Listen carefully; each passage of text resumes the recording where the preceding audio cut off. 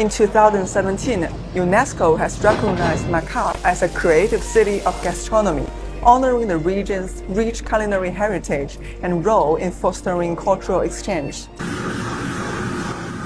But did you know you can find authentic Macanese flavors in Beijing?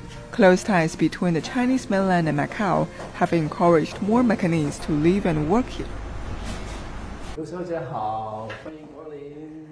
One of them is Chen Zhensheng, an entrepreneur who opened the first Macanese hotpot restaurant in the Chinese capital.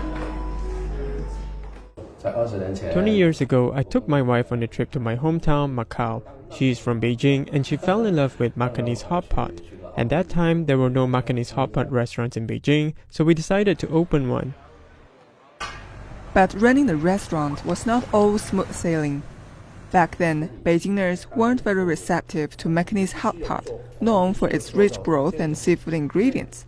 To address this, Mr. Chen led his restaurant on a path of culinary fusion. For instance, Beijingers love chestnuts, so we added them to our hotpot broth. We also increased the amount of pork cartilage and chicken feet in the broth to better align with local tastes. Macanese people enjoy cooking seafood in hotpot.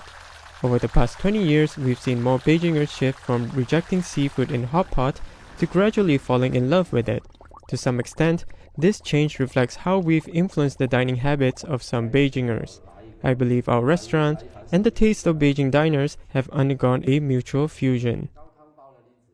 Mr. Chen embraced fusion in his dishes, but maintained Macanese traditions where he could. In decorating the restaurant, he insisted on louvered windows and balconies as they represent elements of Macau's architecture.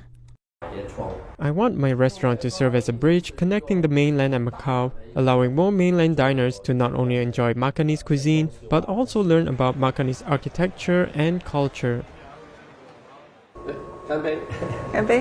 After a day of touring around, I couldn't wait to try the hotpot. It feels like I'm savoring a fusion of cultures and experiencing a link that transcends distance and time. Liu Yitong, CGTN, Beijing.